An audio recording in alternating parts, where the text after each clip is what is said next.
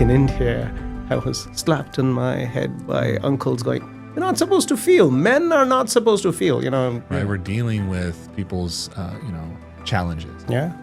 To empathize is to, in some way, take that on, even if for the hour that we're with them, or so foundation of empathy, high level of self-awareness, understanding of people, alignment. And self-awareness is everything. Is everything. All And we'll go into that later. I want to answer your question right now about evaluation. How do you average and all that?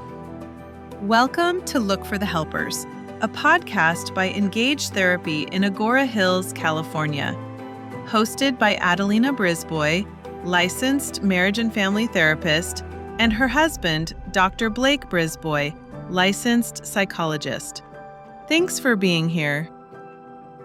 Yeah. So we've known each other for how long? It's been how long? About Harsh and I were trying to place it too, and I think so Amit was about 13, 14. Now he's 27. So yeah, you're right. Yeah. So 2000. Yeah. That sounds something. It's been over a decade. It's been over a decade that we've known about each other. Amit was speaking at an event where Adelina was. That's right. Yes. And Adelina, we were walking out, and Adelina and us, we ended up talking. Yeah. Awesome. And that's how we connected. That's how the relationship started. And that's when he was doing My Name, My Story, Correct. Right? Can you tell me a little bit about it? Because it was such a cool program he was doing at the time. Right. Empathy, change-making, school systems, speaker, workshops, all that fun stuff. That's how we connected.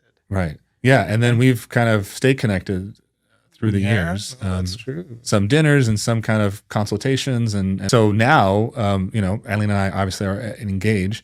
And you have Empathify U, right? Ajit. Yeah. By the way, this is Ajit Dodani, and your background is a CFO. Correct. Yeah. So my background, obviously, it's a quick background. Born in India, moved to the country. India, lived a crazy, wild, fun, middle-class life. When did you immigrate?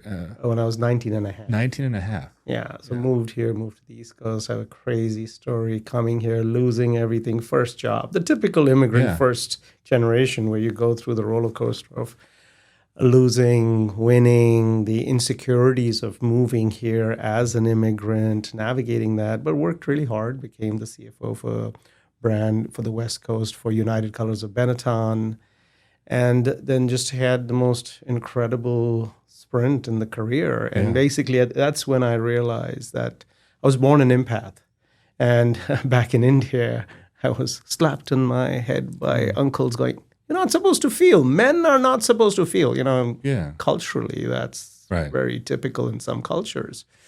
And then that became my superpower, the ability to understand our employees, our customers, and really designing things related to business outcomes that were also taking care of both the employees and the customers, which became a very unique kind of journey for me. Documented, I'm a journaler, so documented that whole process.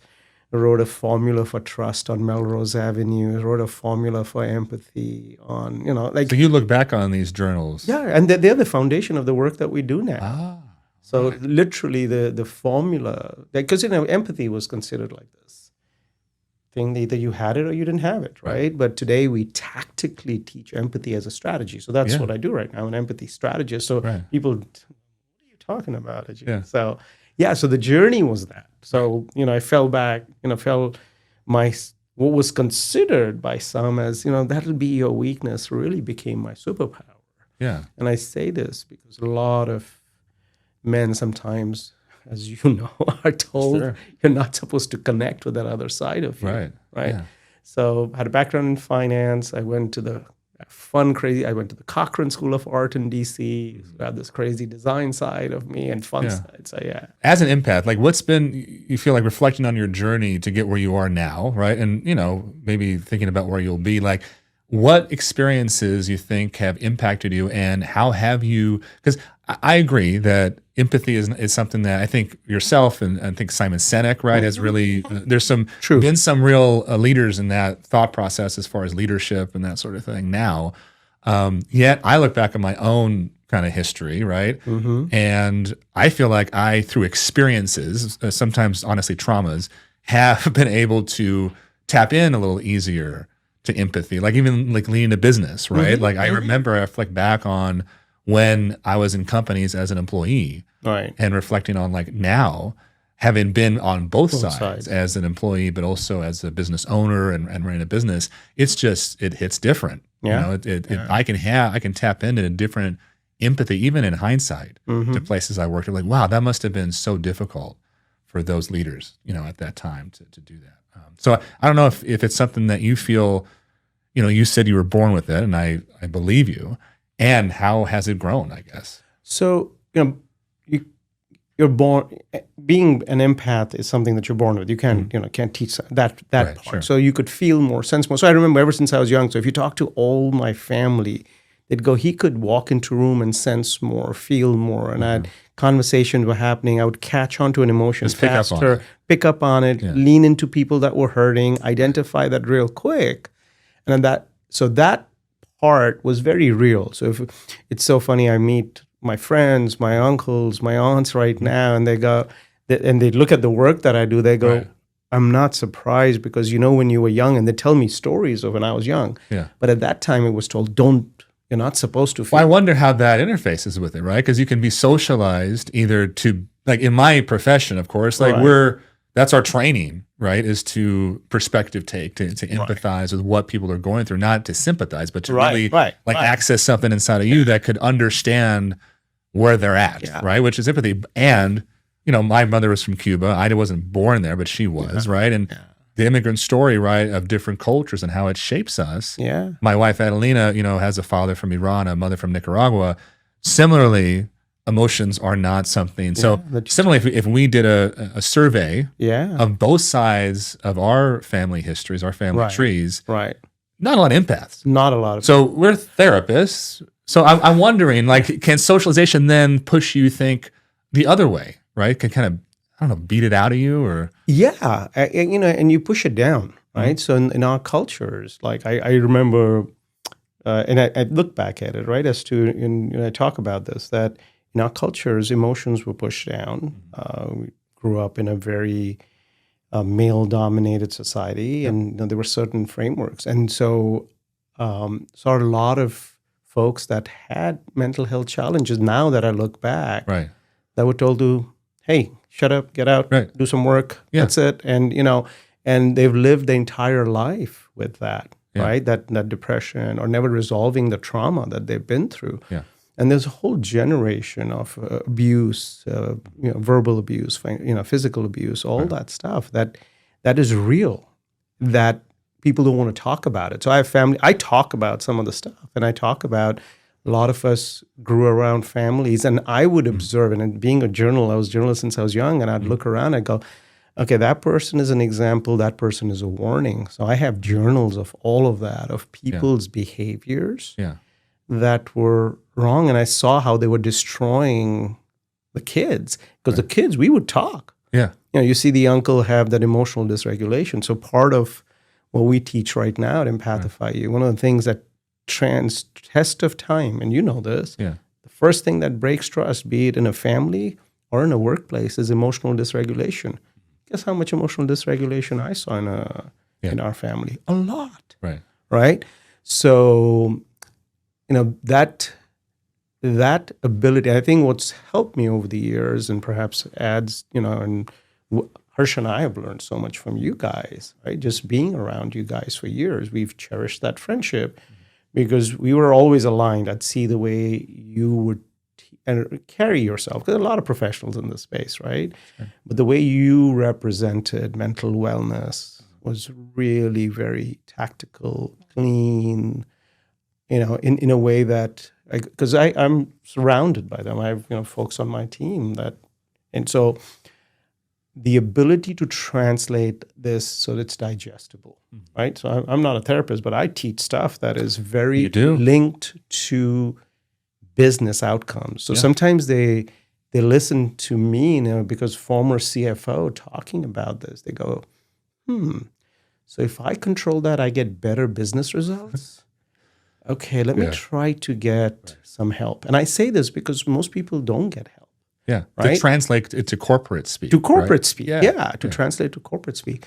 So so growing up with that, and then the true understanding of empathy. So the way I see empathy, and I want to say, so first of all, you and I know emotional empathy, cognitive empathy, and compassionate empathy. For me, it's all about that compassionate empathy, the ability to feel something, because to feel something and act on it is very empowering. Yeah. It's very tactical. Empathy can be very tactical. Right. And it's learned. So I, over the years, came up with a formula for what does this empathy strategy sound like. And I say this because you can have too much empathy, and it can burn out, right? Burn out, right? And I've been there. Burnout City. So again, all of it comes from my lived experience. So when I introduce myself on stage, I say I'm not a theorist. Everything I teach comes from my lived experience. So I realized that you can have too much empathy. So how do you navigate that? Oh, you have to have boundaries. You have to understand your values. You have to understand a compass and all that stuff. Understand your energy and all that stuff.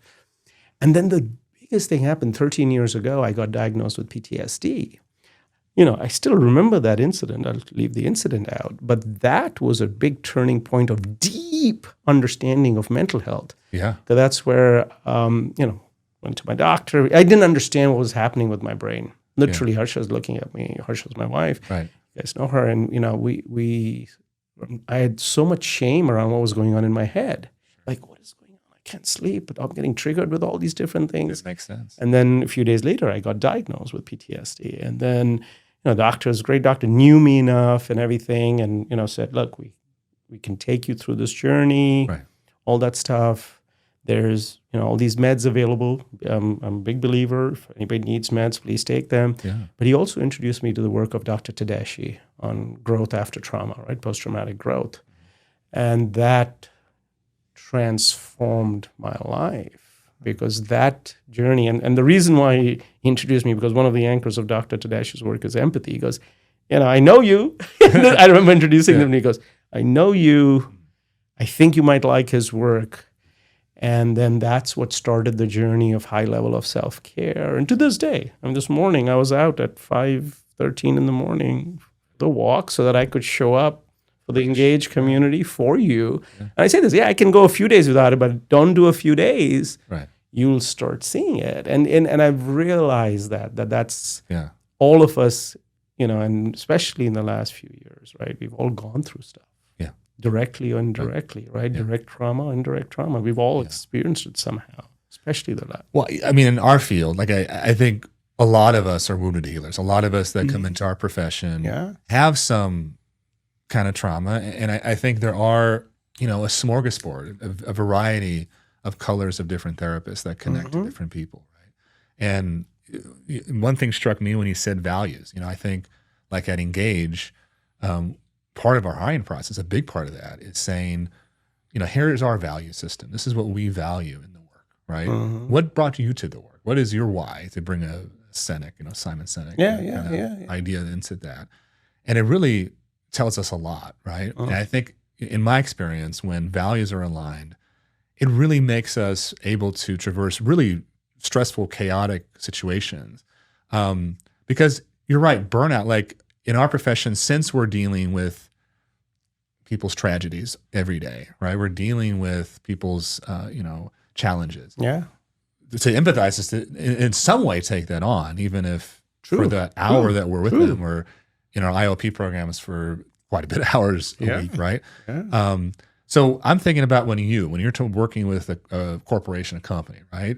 What are the size of the companies Empathify U usually works with, for instance? So our clients range from, obviously I do coaching. I'm a Forbes Coaches Council member and all that stuff. So I do individual coaching, but most of our clients at Empathify U range between 20 to about 5,000 would be about 70% of our clients. Okay.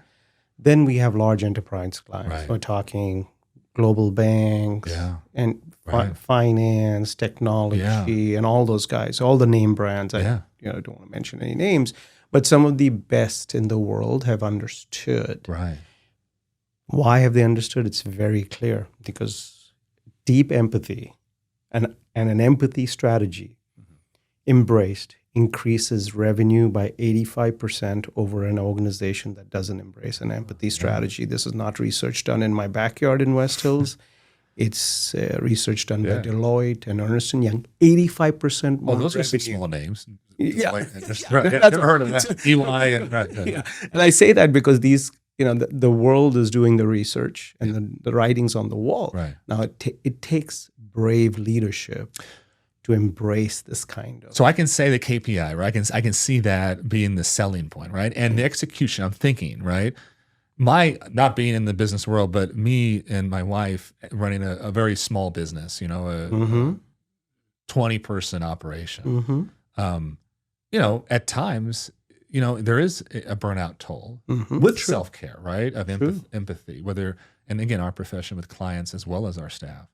Now, for you, when you're working with, a CEO, a CFO, and this might be controversial. I don't know. I think sometimes a superpower of a CEO is that they're not the most empathic. They make decisions for corporations that are what they are. I mean, I just saw Nissan just cut 20,000 people. They had to cut 20,000 jobs to survive because I think they're losing like $5 billion a quarter, something crazy. I can't imagine as a company or as a boss or a leader. Right. So when you're working with, but scale that back to somewhere that's 2,000 people or something, right? Like, okay, taking your walks at 5, I'm down with that. I'm with you at 5 a.m. taking a workout. That being said, like when you say like that's a fine line, I think it is a fine line, right? To find like empathy while also taking care of oneself and making decisions, right? That sometimes are really hard decisions. So I don't know if you can speak to that, like your experience. This is my work. CEOs are empathic to begin with, like habit, I guess. Yeah. So, those that get it. So here's how we see it. So it's an additive function. I recently wrote an article about this where it's the biggest thing that people think it's an or function. Either you care or you get business result. Empathy, strategy. That's why the word strategy. And I remember there's a strategy. Yeah. And I say this. I remember I was talking to a bunch of folks around me. I said, I'm going to copyright empathy strategist and an empathy strategy. And they're like, empathy strategist. So that's a job title. That's empathy. Yeah. So I'm an empathy strategist. I've copyrighted empathy strategist, right? And I say that because how do you teach this? So here's the journey, and maybe let me go back to the journey of an empathy strategy for the workplace, and specifically designed around that. Right? Is number one, it's high levels of self-awareness. So our journey of 30 plus workshops is high level of self-awareness multiplied by stakeholder understanding. So you have high levels of self-awareness multiplied by deep stakeholder understanding multiplied by a strategic action. That means it's linked to an outcome that we all agree on, right? So if you have high levels of self-awareness and you have great understanding of your stakeholders and align it to a business output or communal output or whatever be the output, all of a sudden the framework becomes additive that you can say, I can do all of those. And we've proven it time and time again. When somebody's laying people off, and if they're doing it because they're trying to protect people, you can do both. Right. I've been in a situation where I've had to fire people. Yeah. Because, just like you said, values, right? Let's talk about that for a second. I'll jump around a little bit, right? You spoke about values, right? So with values, what we do is we build under the values, you have the operational pillars. Under the operational pillars, you need to have standards. Under those standards are communication standards, accountability standards, clearly laid out with clear follow-up on a regular basis for every employee. Yeah. Guess how many companies do that? Not many. Not many. Guess how many companies sit down with the employees and the managers talk to the employees one-on-one? Not very many. Right. But those that do it regularly suddenly see their engagement go up. Yeah. They're aligned to what they're looking to accomplish, right? And whenever there's a problem, right? Whenever there's a problem, we teach this framework, right? We do scenarios, right? There's a problem that's come up. Client has called, we lost a client, something's happened, right? We need to start the conversation like you guys teach. Mm-hmm. What is the common problem we're solving? That's the first thing. Mm-hmm. Okay, we agree that we're here to serve the customer and it has to be aligned. I'll give you a great example. Recently, coaching 2 senior leaders at a large enterprise, right? And I'm there, they're talking pretty openly. They hired you. They hired me, and been with them for a few years now. And then I work with the entire organization. I join all their meetings, and I'm hearing them talk. I'm like, I have a question for you. Could we align on what's the outcome we're trying to get? Because most people get defensive when problems happen. Well, you're the new guy that's being hired in outside. Here's a strategist, here's a consultant. Right. That's that tough spot. That's a tough spot. Anyone that's familiar to you. Yeah. Being a kid from India, and going against the stream. But that is the ability, right? But it's a formula around whenever you have a problem, first we must get everybody aligned to a common goal that we're looking to accomplish. There you go. Yeah. What's the common goal we agree on? And then naming it.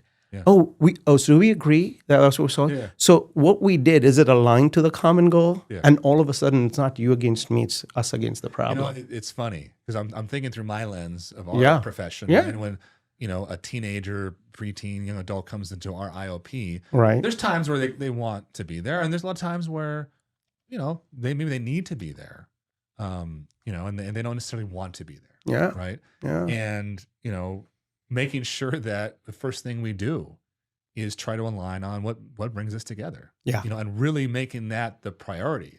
Not to skip steps and go into like, well, here's the brass tacks of what we're doing. Yeah. Here's the interventions. Yeah. No, what's the goals? Yeah. Well, here's the goals that I came up with, but let's align on that, right? So you're saying when that's aligned, there's a little more buy-in initially. Huge. And so if the values are there, the operational pillars are there, the standards are there, the regular follow-ups are there.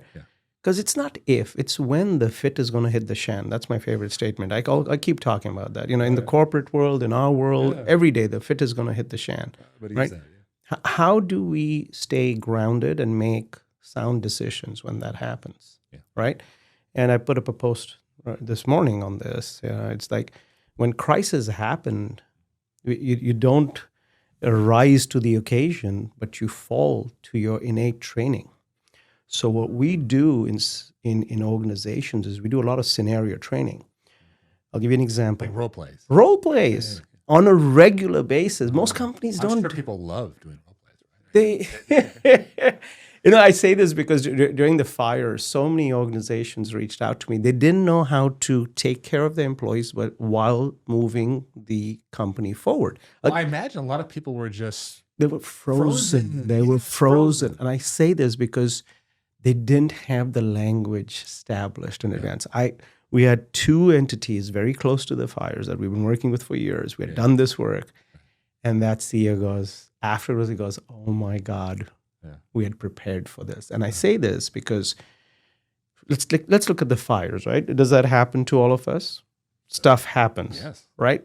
Stuff, be it every day. Socio-political stuff, internal stuff, and employee stuff, right? So when that happens, if you've role played that, hey, for small thing, hey, you get sick. Here's what our standard is. So you and I are talking about it as leaders to the organization. Yeah. Then your managers are talking to the individual contributors. They're role playing with each other. Yeah. If you now think you're like sick, come on, Ajit. Do you know what happens in organizations when people get sick? Some of them who've not been taught this framework, what happens? They just get quiet. Oh, I'm sick. Versus the person who's been trained, understands, they're aligned with the values and the purpose and the vision of the organization. They go, hey, just want to let you know I'm sick. I was working on this. This person can handle this. This person can do this. You can get this done and get this done. Then fire happens. Hey, my family member, my friend just lost a house. I need to show up there. Here's what I was working on. Here's what we need to do. I know the company needs to keep the lights on. So here's what I'm going to do. I'm going to go take care of them. I'll need to work later. Yeah. Guess what? If you've role played that scenario, when the fit hits the shan, that's what they fall to. They fall to the level of their training. But most people think because they are an inspirational leader, they'll just, we'll go through it. No, that's denial. Right. I mean, you practice free throws when no one's looking, right? You go. Practice. There you so go. like when you're in the game, it's game time. Yeah. You got that down to muscle memory. Now, I'm thinking about the pandemic. Right? I mean, there is the fires, right? We've had, unfortunately, quite a bit of shifts. And the pandemic is one that I felt most of us were unprepared for at the time. So it's been, 5 years now? Jeez, it's been. It's not something I role played. I'll be honest. Yeah. It's not something that we workshopped Nobody prior. Nobody did for that one. Right? That being said, it happened, and it happened quick, right? And it forced change very fast. I mean, how you operated one day to the next could not be the same. Yeah. Right. And it froze a lot of people. Right. I when I think I was a business owner for about a month at that point when the shutdown happened. Right. And when I reached out for help, with certain things, I got a mixture of support, some amazing support that really did push us through that time to actually do great work and help a lot of people. That being said, a lot of people were frozen. Yeah. By which understandably so, what? I don't have a playbook for this. So when you workshop those with big companies, right? Which I imagine a big enough company, there's a lot of scenarios that could go sideways. How do you manage that for them? Oh no, it's great to create systems designed on the industry. So some we have some standards around some of them, but then we customize it. So basically, whether it's a technology company, an engineering company, a fintech company. So you just do retail. United Colors of Bellinson. I remember, was it the sweaters back in the day? Matching sweaters, which thank you for that. Yeah, that's true. Some of us still have those. Yes. Whenever I speak, invariably somebody go, "Oh, I still have a sweater." Yeah. So that was, but you work with a variety. Empathify U is not. Yeah. So from railroad systems to large and small engineering firms to large and small technology firms. I sit as a fractional, a lot of AI startups. Out of curiosity, what's how's the empathy in tech? How's the empathy in tech, right? Leadership, I should say. Yeah. So the biggest opportunity right now. So if AI equalizes our intelligence, right? Guess who's going to win? The most human person. Yeah. The person who can be present, that's a huge problem. Right. Today, the biggest problem I have is getting staff to stay present in a meeting because they're distracted. They're sitting in the meeting. Right now, you and I are sitting, three of us are sitting here. Part of our brain is going a little bit. Again, we're trying to be centered, but it's human. But you know what? Amishi Jha just put out a book. 40% of people's brains when they're sitting in a meeting is not at the meeting. So how do we stay present, right? So let's talk about technology. The rise of AI, and I love, So give you a quick backstory of AI. AI comes out. Amit, my son, messages me, goes, "Dad," because he knows I've been started a lot of AI, technology startups, all that stuff. Satisfactory goes, "Dad, this is going to be your baby." And I went nuts. Literally, the second day it comes out, I deep dive, looked at it, start studying it, because it impacts our workforce. Sure. Impacts people, and we take care of people. Yeah. The Empathify U does everything to create a world where people feel like they belong, right? And if AI is going to alienate them and all that, scare them, all that stuff, we need to understand it. So I did it for myself. I did it for the people that we serve. And my God, what a journey it was, just understanding how it can, I'm not afraid of any technology change. It's how do we augment this, right? Yeah. And we literally started seeing what's happening, observing. So for literally 9 months, I did not speak because I'm starting to watch what's happening in my clients, what's happening in the industry, attending a lot of conferences, hearing people speak. A lot of anxiety, I imagine. A lot of anxiety at that point. And then a year later, ended up at a stage of one of global companies presenting our framework around humanizing AI adoption. And that framework around humanizing AI adoption has gained traction, and we've delivered it now literally hundreds of times. We're doing deployments across tech organizations. Why? Because think about this. Let's go back to it. With AI rising, this becomes more real. Yeah. All of a sudden, because if you go to LinkedIn and you see AI-generated content, all of a sudden, all of that stuff is happening out there. Yeah. Okay, it's great. The person that'll win the game, the person that's able to put their face and a voice. The ideas, the humanity behind it. So the first thing is presence. The second thing is the ability to communicate clearly. You and I know, AI is only as good as the prompts. It's iterative. It's iterative, right? And I use most of the tools out there, right? For different purposes. Not most, but the ones that I need.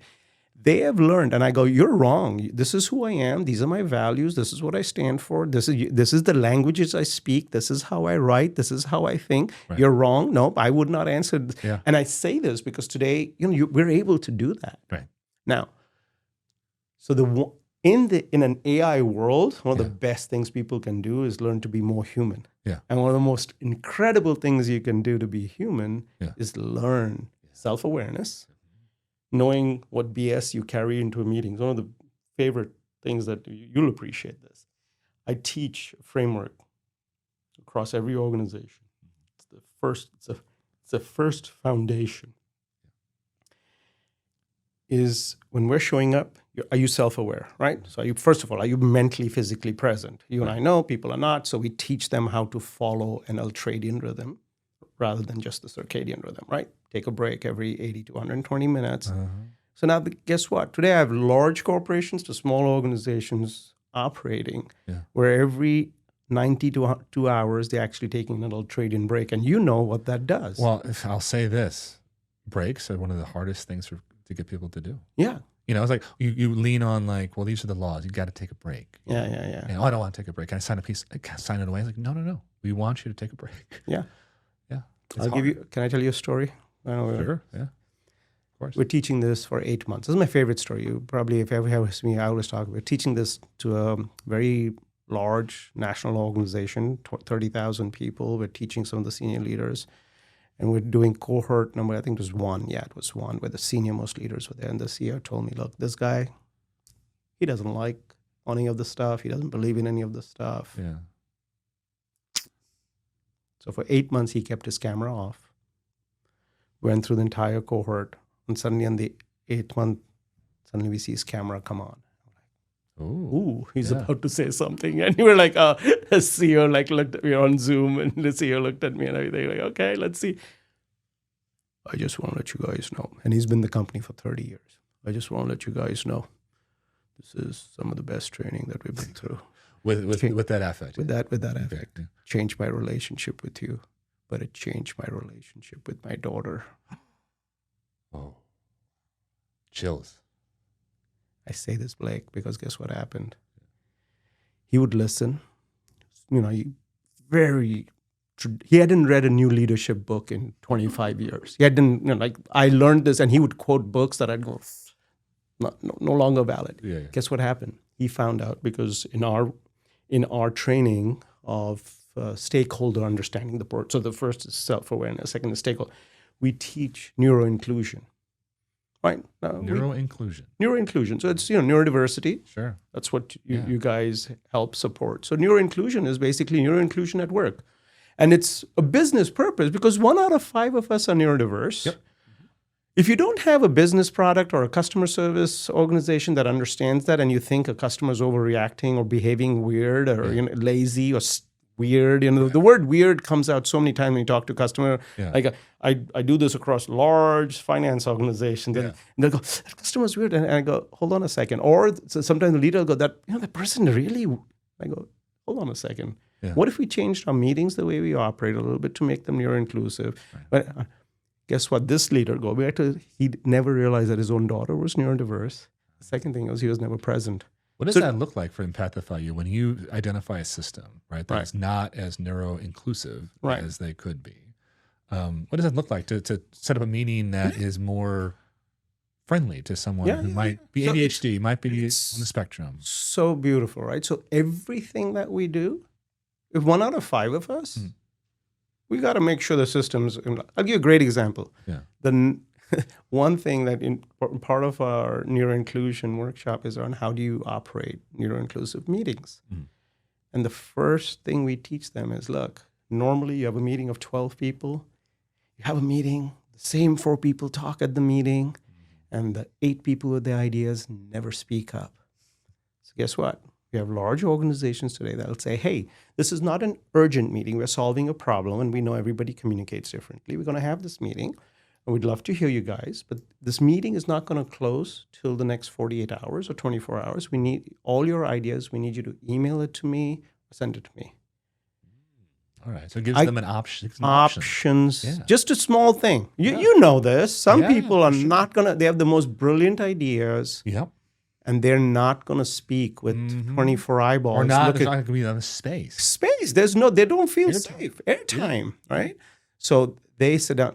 We've time and time again, we've done this across various sizes of innovation numbers. We track innovation. Right. Suddenly contributions and ideas start to grow up. And the manager like, I had so much brilliance on my team. I would listen to the 4 people always. And the rest of the 8 were kind of muted, right?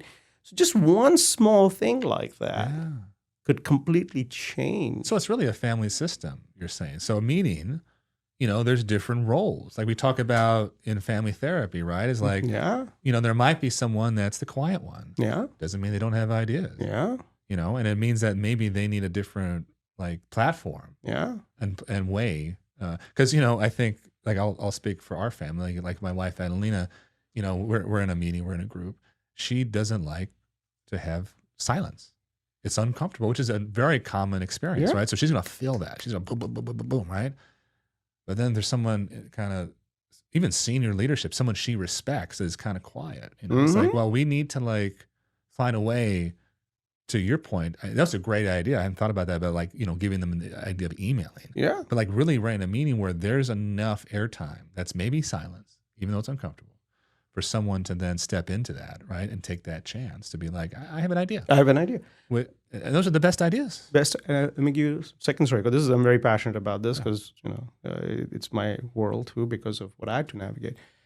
CEO comes to me and goes, man, I'm really struggling with this senior leader. We've been doing a deployment with them. I spent some time with the leaders, individual coaching. So the way it works is they do listening sessions, they have one-on-one coachings, and they have workshops. Yeah. So I'm talking to him, and in the 4th month, he goes, I haven't told anybody this, but because since you spoke about neuroinclusion at that workshop, I have ADHD. I haven't told anybody. Yeah. And all they needed was very clear standards. Yep. How do you operate a one-on-one? Yeah. How do you do this? Yeah. Guess what? The company had not done it. So now, when the companies invested time and created those standards for everything, from how do you do a one-on-one, what do you do, what do you not do, how do you protect your time, how do you set boundaries, guess what? Everybody in the organization benefited. Yeah. Now, that manager would have almost lost his job because the senior leader was getting frustrated, like, why is this person not able to? And that person with ADHD has superpowers, don't they? Their mind is a beautiful mind. And without some management of that within the system, they could really be fried. So like you and I know, when we solve for the outliers, we make the entire group more powerful. Because all of a sudden, even the best, like the loudest person in the room suddenly goes, oh, I have these guys. Oh, wow, this is great. So I have this structure. Yeah. So we spend a lot of time in creating those systems. Yeah. Which it's a small thing, right? But a great example of somebody that would have almost been discarded on. Yeah. So if now the entire organization is operating at a higher level. Yeah, because really it's about working. I don't know why I'm thinking of Roy and Walt, the Disneys. Right? I'm not going to diagnose either one. I've done never. But Walt was the idea guy, the creative, the right brain, I don't know if he had ADHD or whatever it was. And Roy was the, accountant, CPA, that mind, right? And individually, they couldn't probably have done much, right? But together, whoa, that was one of the most successful families ever. Right? Yeah. And most leaders that don't have that self-awareness or don't have that understanding, they'll just blow past people. I've been in rooms when a leader said, look, this is the kind of leader I am. Right. I want you all guys to know this is how I'm in this. I'm a this color person. Right. And, I'm not fond of people putting anybody in boxes. I'm not a big fan. The only organization that I kind of have fun with is the Gallup Strengths Finder. I like their framing. But when people start saying, you're a blue, green, orange, yellow, and I'm thinking like Roy and Walt, like if Walt had this idea, which my understanding is he had many. Of course, many of them were tremendous ideas, and a lot of them were not so great, right? Yeah. And though he, I guess, must have respected Roy enough and Roy Walt enough to be like, Roy to be the guy. It's like, well, that's a good idea. Let's do that. Let's execute it, right? Or, hey, this idea is not something we're gonna really, pursue or whatever. But they work together in that way. But what if Walt had this idea and Roy, rolled his eyes? Oh, there goes Walt again, right? You had a word that I'm blanking on, but it was on your social media maybe today or yesterday, or recently, about what was it? No something. No, you know what I'm talking about. It was a play on. I think I never heard of it yet.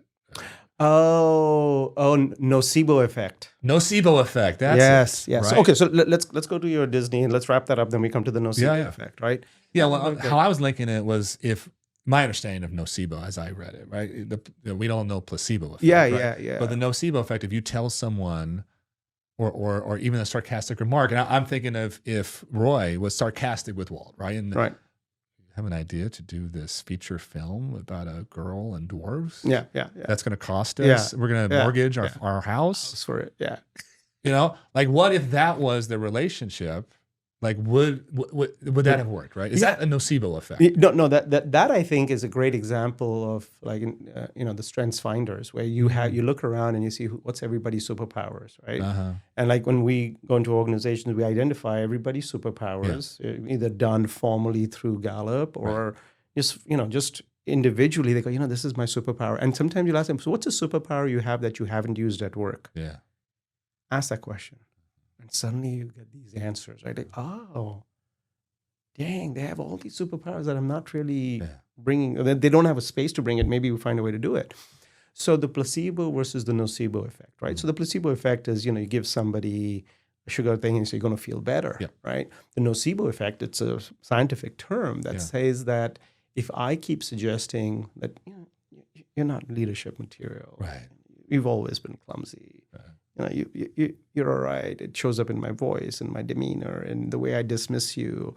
The worst is demeaning. The worst is, publicly I say I dismiss your idea and I don't have the listening ear. Right. So what happens is you start chipping away at their self-image, and it's called the nocebo effect, right? So just like if I give you a sugar pill to feel better, here I'm giving you a pill to make you feel worse every time you're coming around me. And so leaders need to understand this, right? So, yeah. Well, and how does that, because I'm thinking about, there was that research probably in the 80s, 90s about self-esteem, right? And parenting and schooling, and that how that led to, well, if self-esteem is based on positive feedback, we're just going to give all positive feedback, right? Without maybe the accountability of like maybe a more realistic viewpoint of oneself. And as a therapist, I've seen that show up in a lot of people of feeling that like, well, I need to be exceptional at everything, right? I'm thinking about a study that they surveyed so many, thousands of people, right? And they asked them, are you below average, or above average? And at anything. I mean, it could have been washing the dishes or basketball or whatever. Right. And 70% of people said they were above average. Yeah.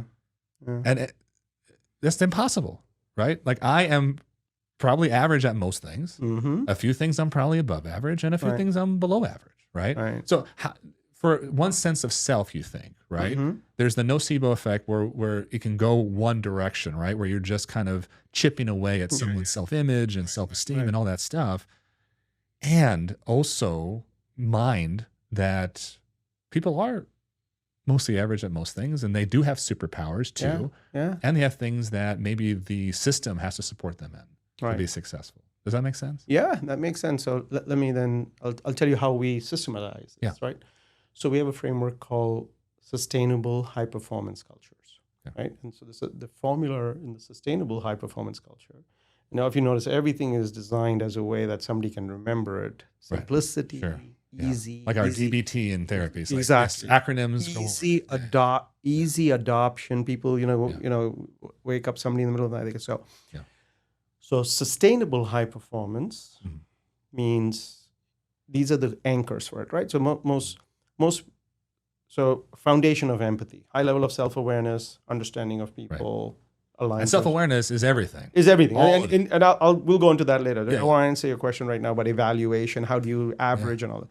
So what we have is we have 4 circles that we say. In a workplace, there are 4 circles. First, you need to have a skill set. And you need to be good at your skills. Right. Second is you need to have accountability. Mm-hmm. Third is you need to have good communication skills. And the fourth is you need to have relationships.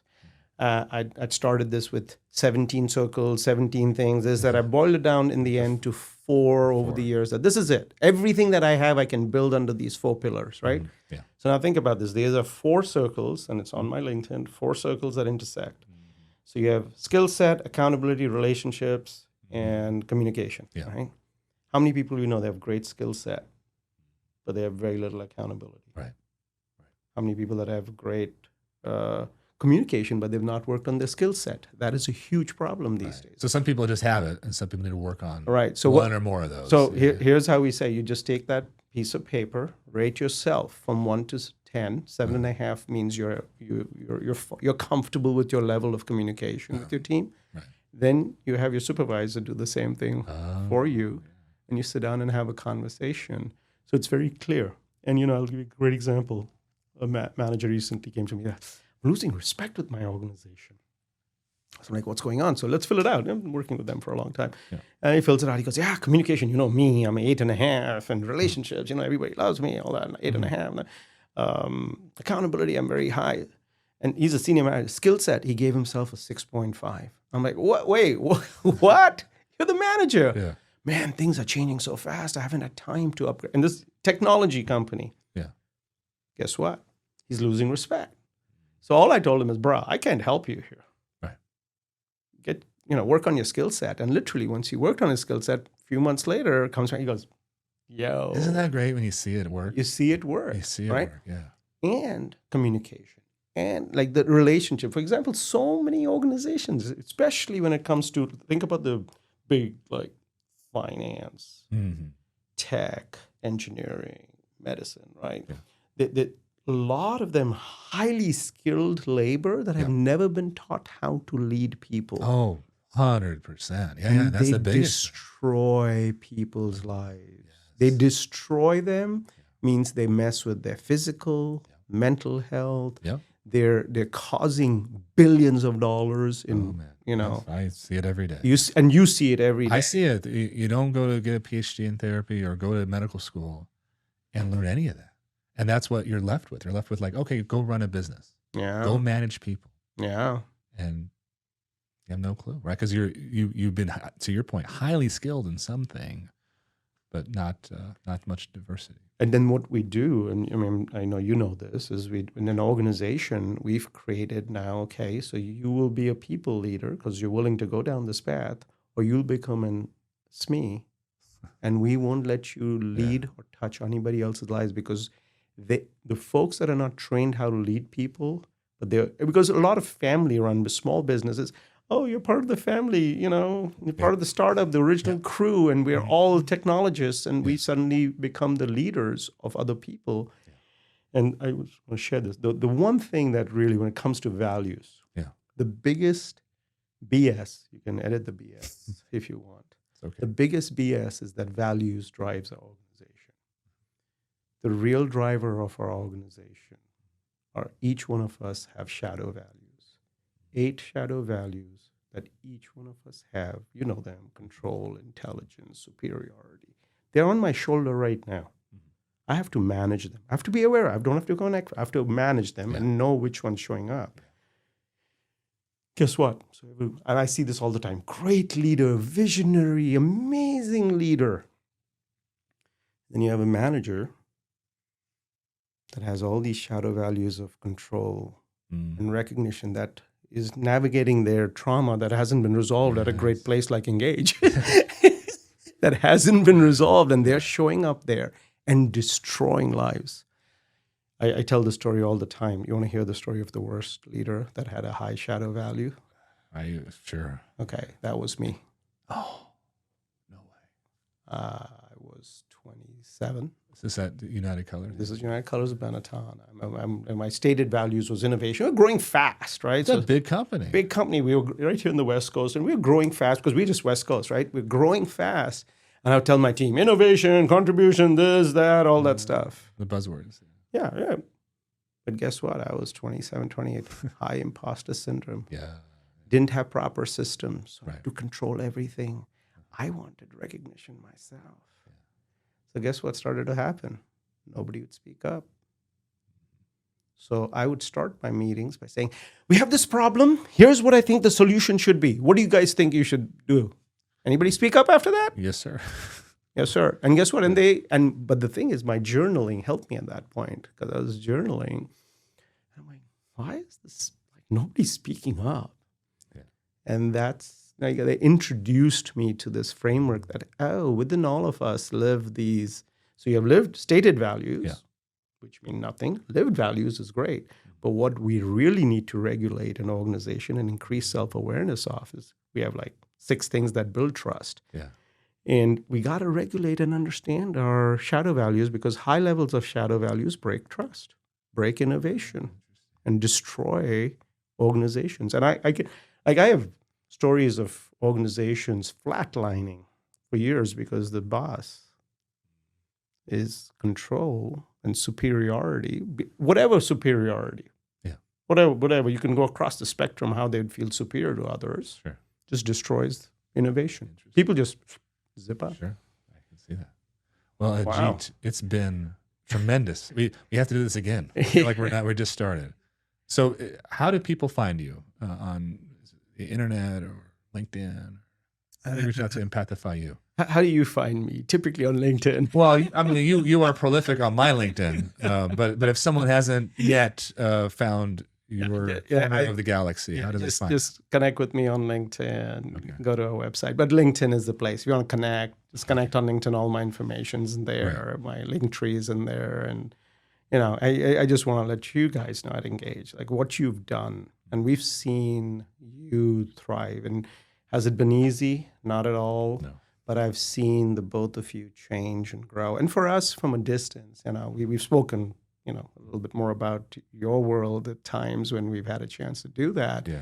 But to see you make the right decision, to see you do what's right for the people, what's right for the community. And one of the biggest things that is it's not what people are saying about you in other rooms. So I've been in rooms in different places in this space because I'm connected to a lot of friends that both of us have in common. Some of them we've met through you. And the respect that the community has for what Engage is doing is awesome.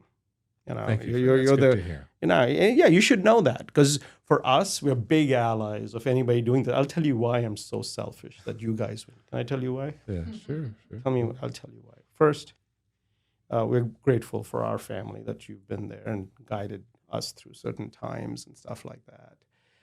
But I'm selfish because when I show up in organizations and I meet folks that haven't had someone like you, they'll go spend on getting their external beautified and all that stuff, but they haven't spent time building that mental muscle, haven't created good habits, haven't learned how to regulate themselves. I want to solve that early. Imagine if every kid, if every adult went and understood all the stuff that you talk about, and I would have a workplace which would not have this emotional roller coaster within it, where it'd be a little bit more steadier. We'd be able to go through chaotic moments. I've seen people where they don't manage their spokes of life. And I know, when I see folks like what Engage does is to help create. So, because if we have such a high index on the workplace, our self-image is so highly indexed on the workplace, guess how often it breaks? Very often. So imagine if your self-image is based on everything, including relationships, community service, personal relations, friendship, finance, health, spirituality. Imagine if everybody learned how to live a life like that. How would they show up to work? I'm selfish. I would like to have a workforce that have gone through some of your work. That's why we do it. I know. That's really why we do it. I think when Eileen and I, were presented the opportunity to take on Engage, it really came down to like, I don't want to live in a community without Engage or something like Engage. it wasn't necessarily important that it was engaged, right? Right. But that there was something like it. I didn't have that here because I grew up in Agoura Hills, right? So I grew up literally in this town. And, I feel like if I had that, things would have been better for me. Like I would have been leveled up. So I think that's where, maybe I don't know if that's a lived value. I don't know how to categorize that, but that that's really, a vision. that is really something that's the vision. That's your we're very connected to. Yeah. Horizon that you're chasing, right? Yeah. So whatever, I have a real soft spot for any population that isn't served. So I think that's, and I remember talking with you about, your family. I remember at the time I was not, leadership at that point. And, one of the first things we did when we were leaders was to try to make therapy more accessible, or specifically the IOP programs, because the cost at times, or not at times, it's expensive. It's a lot of treatment. And, to try to, as a business, figure out, do we scale back the treatment? Do we make it cheaper to make it affordable? Or do we try to maintain that quality and that extra while still finding ways to work with, whether it's partnering with insurance companies or something like that, to make it accessible. So thank you for that. I sometimes think about actually some of those conversations that we had, and my own lived experience of like, how do you make this better for the customer? So they're in crisis, and there can be hopefully one less thing to have to worry about on top of whatever else is happening. So again, thank you for coming. Absolutely. It's been such a pleasure, and it's been wonderful. You're so positive, and you've been such a positive influence on Adelina and I. Thank you for your support, and we'll have to do this again. Absolutely. We're both creating a world where everybody feels like they belong. Yeah. Right? They can show up as their... Okay, can I end with my uncles? Yeah. So my uncles always ask me, finance to all of the stuff, CFO to all the stuff. So, uncle, I'm not doing this for you and me. I'm doing it for your grandkids. And they look at me like weird, the older uncles. Yeah. I'm doing this because your grandkids, they're going to be on a mental health spectrum. They're going to be on a social view spectrum, on a political spectrum, on a sexual spectrum.